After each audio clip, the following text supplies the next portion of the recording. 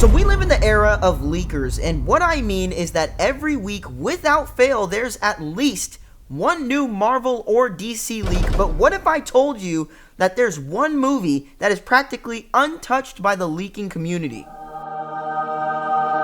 Yeah, that's right. I'm talking about the upcoming Robin movie, Dynamic Duo, and I'm so excited to talk about this movie today because despite the fact that there are no leaks and we practically don't know anything about this movie yet, I believe I was able to piece together a major plot point, and if I'm correct about this plot point, it will go on to affect the future of the Red Hood storyline, so stay tuned. But before we get into that, I'd like to quickly say thank you guys so much for your continued support. It really means a lot to a smaller creator like myself, but also this video is going to be a little bit different, and that's because I'm not going to reveal my theory until the very last minute of this video. I just want to lay out all the evidence and see where your mind takes it without knowing where I'm going, if you're willing to comment, of course. But without further ado, let's get back into the video.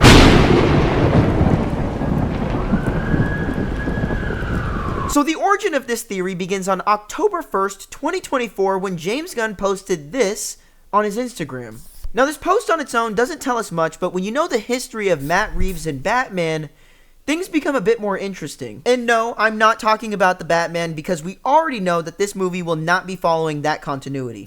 What I was referring to was how he consistently makes these big changes to previously established lore and how this tendency might affect Dynamic Duo. So if we take a look at this Variety article that expands upon what James Gunn originally wrote in this post, then we can see that the basic premise of this movie will follow Dick Grayson and Jason Todd's friendship when they were younger. However, if we know anything about their relationship in the comics, it's that they don't really have one until Dick Grayson is already transitioning from Robin to Nightwing. So just based on that small bit, we know that the movie is going to diverge from previously established lore, which is why I brought up Matt Reeves. What if I told you that Matt Reeves has actually already worked on another Batman project that made practically the same exact change to the Robin backstory? Wait, seriously? Yeah, seriously. He was a producer for the Amazon Prime show Batman Caped Crusaders, and in episode 8 of that show, Batman went down to the circus where he encountered a group of orphans named Dick,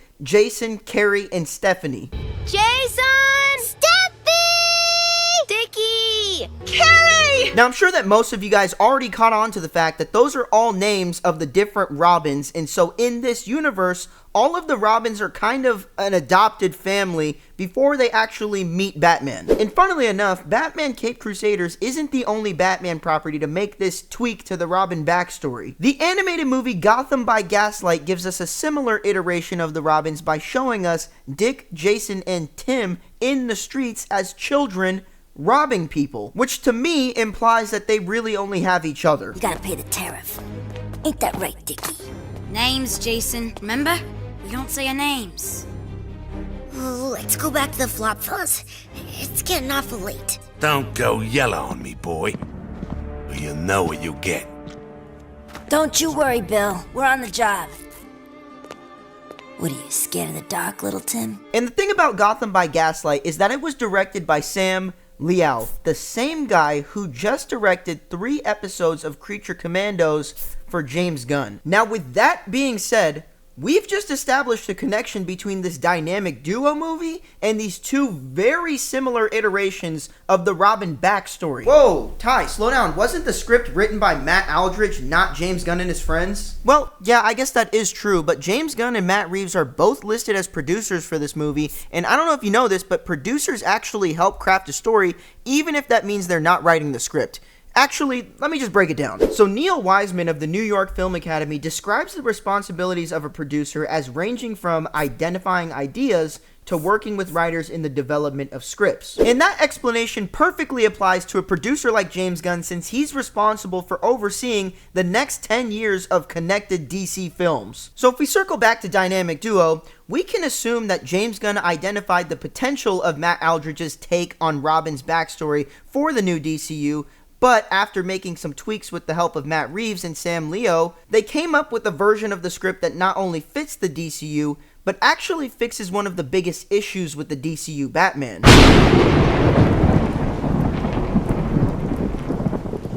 Okay, before I get into what the biggest issue with the DCU Batman is and how the Dynamic Duo movie will solve that problem, I have to convince you that the Dynamic Duo movie will actually be canon to the new DCU, since its status in the new universe hasn't yet been confirmed. Let's start by reviewing an official statement by Peter Safran, the co-CEO of DC Studios. On the DC website, he's quoted as saying, "This is going to feature other members of the extended Bat family," in reference to the upcoming Brave and the Bold movie that is confirmed to be part of the DCU. It's also been confirmed that Damian Wayne will be the Robin of that movie, so we can assume that the other Bat family members that will show up in this movie are Dick Grayson and Jason Todd. But even if Safran wasn't referring to the two when he said other Bat family members would show up in this movie, we can still assume that the two at least exist in this continuity, since they're the most popular members of the Bat family other than Batman himself. Now, with that in mind, I just find it very difficult to believe that DC Studios would release two separate versions of Batman and two separate versions of Dick and Jason all around the same time. That would be three continuities all running around the same time. But if you need something a bit more concrete, there's an official DC podcast that gets released by the HBO Max YouTube channel, and in episode 1, they refer to Dynamic Duo as being in the new universe. We know that this universe is going to be multimedia. We know we're getting live action. They just announced that they're going to be using puppetry in Dynamic Duo. You want to talk about the biggest problem with DCU Batman now? So the biggest issue with the DCU Batman that we know of right now is his age in relation to the rest of the Bat family.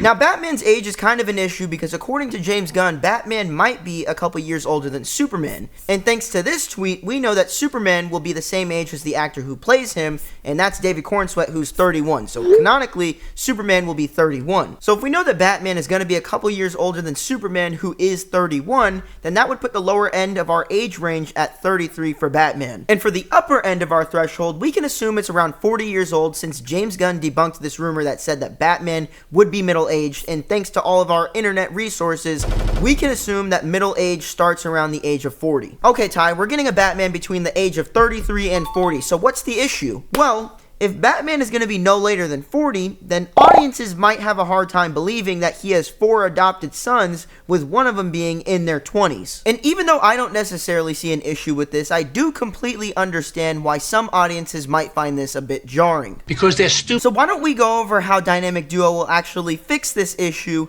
by going over a little bit of comic book history. So in Frank Miller's Batman Year 1, we see that on January 4th, a 25-year-old Bruce Wayne returns to Gotham. And 2 months later, on April 6th, we see Bruce put on the Batsuit for the first time. Now, because we know that Bruce's birthday is February 19th, thanks to this official DC calendar, we know that he is 26 years old in his first year as Batman. And if we fast forward to Batman Year 3, we see that he is 28 years old when he adopts Dick Grayson. Now, the interesting thing about Batman Year 3 is that it also tells us how old Bruce was when he adopted Jason Todd. And that's because this story doesn't exclusively focus on Bruce's third year as Batman. It also jumps 9 years into the future to explore the aftermath of Jason Todd's death. But how do we know it was 9 years? Well, if we take a look at what the narrator said in this panel of the Year 3 section, he says it was almost 10 years ago when Richard Grayson became a victim.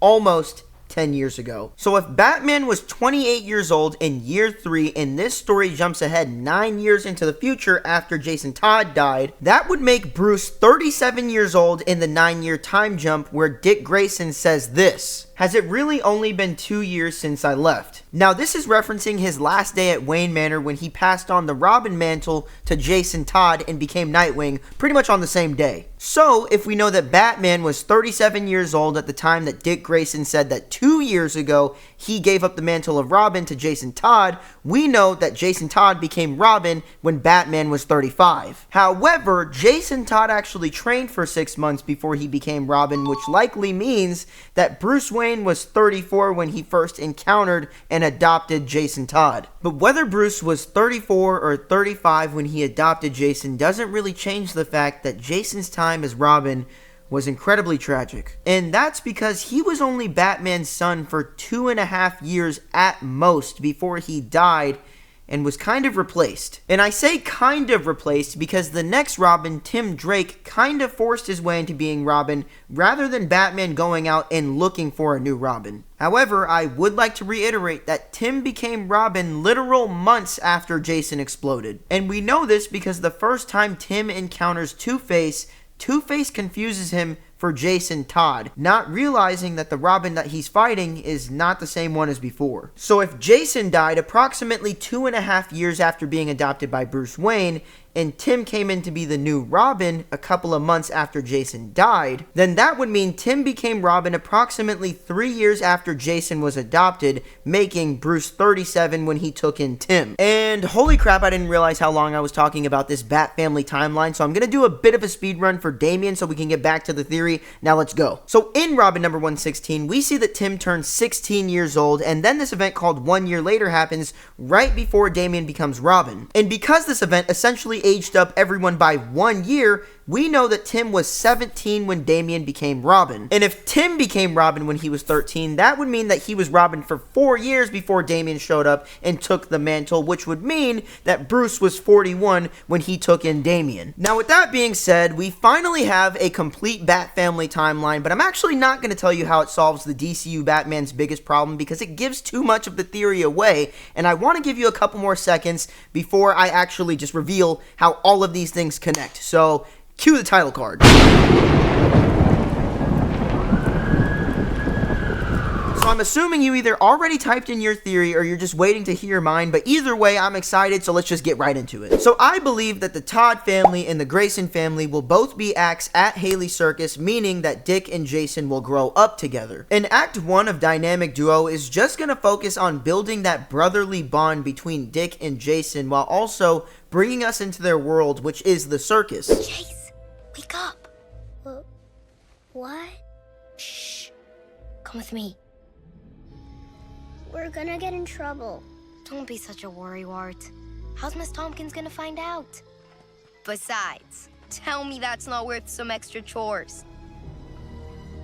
But at the end of that first act, I think that both of their parents will die at the hands of Tony Zuko, which will lead into Act 2, where we'll see the boys inspired by Batman to become vigilantes and take revenge on Tony Zuko. But I'd like to clarify that at this point in the story, they have not met Batman yet. He is just a superhero that exists, and they are inspired by what he represents, but this is where their ideals start to clash. Jason believes that Batman represents revenge, while Dick believes that Batman represents justice, and I think that will show in their interactions with Tony Zuko's goons. And in Act 3, this disagreement will come to a head when they close in on Tony Zuko, and Jason straight up tries to kill him. Now obviously, I think Dick is going to try to stop him, but ultimately, I think this is going to be their first night meeting Batman because he's going to stop Jason. And I think the movie's going to end with Batman realizing that he can't stop Dick and Jason from being vigilantes, but he can lead them in the right direction, so he adopts them. But I can't stress enough that I think we're going to leave this movie feeling the embers of Jason's animosity towards Dick. And that's pretty much my theory, but now you're probably thinking, Ty,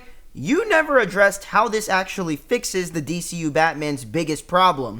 And that's true, so let me get into it. So like I pointed it out before, some audiences might find it a bit jarring to see a Batman under 40 with a fully fleshed out Bat family. But by merging Dick and Jason's backstories and having them be adopted at the same time, we effectively slash 4 years off that Bat family timeline, which brings Batman down to the age of 37 when he meets Damian, which is right around the age that James Gunn is looking for the new DCU Batman, according to statements. But with that being said, I could go on and on, but I've been putting off this video for far too long, so I just need to get it out. But if you made it this far, I really appreciate you. Please let me know what you think down in the comments below. I love reading comments. I love reading your guys' theories. It gives me a lot of ideas for what I need to come up with next. But yeah, that's pretty much it. I will see you guys on the next one. Peace.